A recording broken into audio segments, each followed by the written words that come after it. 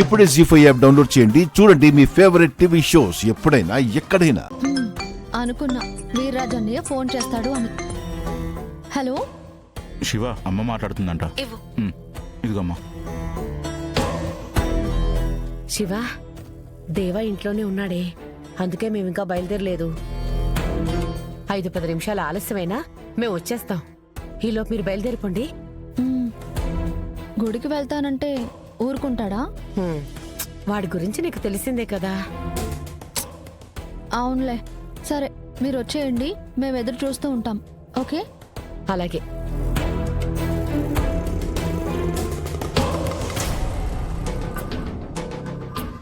అమ్మా, నేను దిగిపెడతానండి.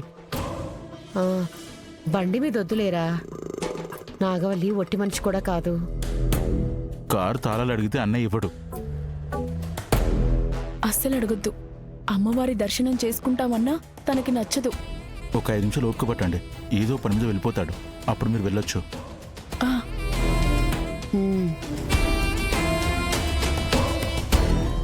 ఏదో తేడాగా ఉంది. వీర్రాజు గారిని పిలిచారంటే ఖచ్చితంగా నాగవల్లి వాళ్ళ అక్కతోనో చెల్లెలతోనో ఫోన్ మాట్లాడించడానికి అయి ఉంటుంది. అది కూడా ఇంత పొద్దున్నే ఫోన్ చేయాల్సినంత అవసరమే ఉంది. ఫాలో అయితే గాని తెలీదు. అడిగితే చెప్పరు, అనుమానిస్తే జాగ్రత్త పడతారు.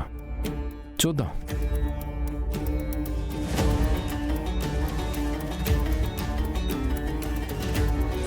పెద్దమ్మ మనల్ని రమ్మంది. అన్నయ్య కూడా వస్తే బాగుండు. ఇది ఆడవాళ్లు చేసే పూజలే. ఈ దాప ఎలాంటి విఘ్నాలు లేకుండా శ్రీవల్లి పెళ్లి అయిపోవాలి. మాఘమాసంలో మంచి ముహూర్తాలుంటాయి కదా. నా కోసం పూజ చేస్తున్నారని మీరు అనుకోవచ్చు, కానీ నేను మాత్రం పైడి కొండమ్మ తల్లిని మన కుటుంబం బాగుండాలని కోరుకోవడానికి వస్తున్నాను.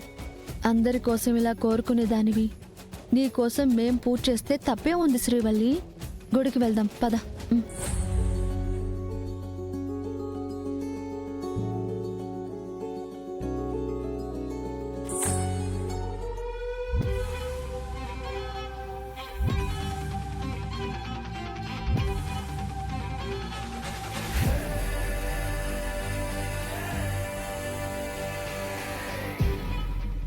వీడెప్పుడు ఈ టైంకి వెళ్ళిపోయేవాడు.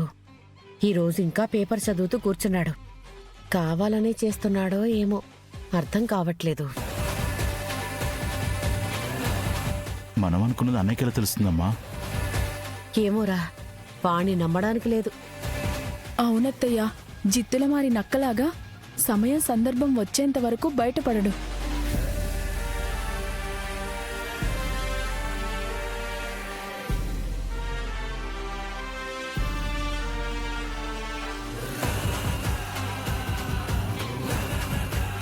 జీ5 యాప్ డౌన్లోడ్ చేసి అన్ని ఎపిసోడ్స్ పూర్తి ఉచితంగా చూడండి.